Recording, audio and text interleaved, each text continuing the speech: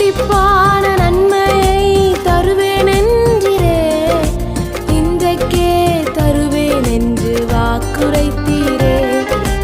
இழந்ததை திரும்ப தருவேன் என்று சொன்னீரே, இரட்டிப்பான பங்கையும் தந்திடுவாரே.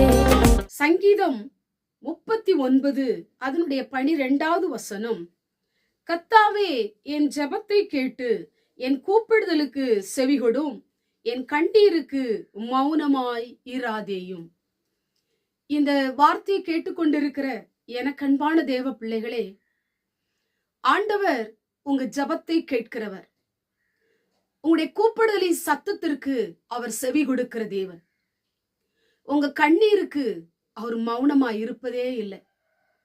நீங்கள் ஜெபத்திலே சிந்துகிற ஒவ்வொரு துளி கண்ணீரும் அவர் துருத்தியிலே சேர்த்து வைக்கிற தகப்பனா இருக்கிறார்.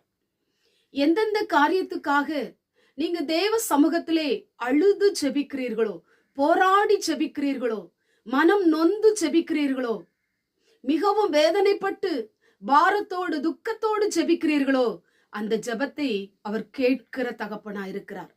நீங்க நினைக்கலாம், நான் எவ்வளவோ கண்ணீர் சிந்திட்டேன், ஏன் ஆண்டவர் என் ஜெபத்திற்கு மௌனமா இருக்கிறார்? ஏன் ஆண்டவர் எனக்கு இன்னும் பதில் கொடுக்கவில்லை? என் ஜெபத்தை அவர் கேட்கவில்லையா?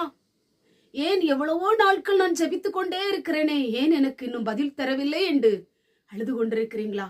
இன்னைக்கு ஆண்டவர் சொல்றாரு, உன் கண்ணீருக்கு நான் பதில் கொடுக்க போறேன். உன் கண்ணீர் ஒவ்வொன்றும் பலனுள்ளதாய் மாறப்போகிறது.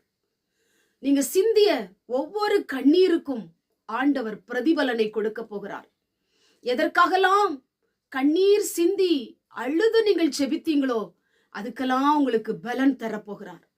உடைய கண்களிலிருந்து வடிகிற கண்ணீர் ஒவ்வொன்றும் விலையேற பெற்றதா இருக்கிறது.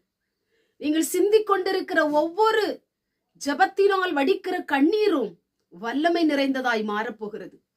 உடைய காரியங்களுக்கு தேவன் பதில் கொடுப்பார். உடைய காரியத்திலே தேவன் அற்புதம் செய்வார்.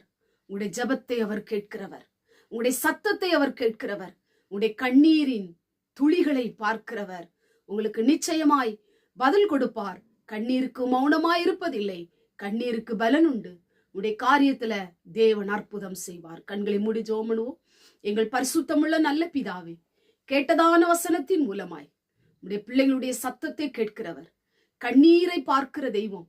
எந்தெந்த காரியத்துல அழுது ஜெபிக்கிறாங்களோ அதெல்லாம் பார்த்து அவங்களுக்கு பலனை கொடுக்க போவதற்காய் ஸ்தோத்திரம். இந்த வார்த்தையை கேட்டுக்கொண்டிருக்கிற ஒவ்வொருவருக்கும் உதவி செய்யும். இயேசுவின் மூலம் ஜெபிக்கிறோம் பிதாவே, ஆமென்.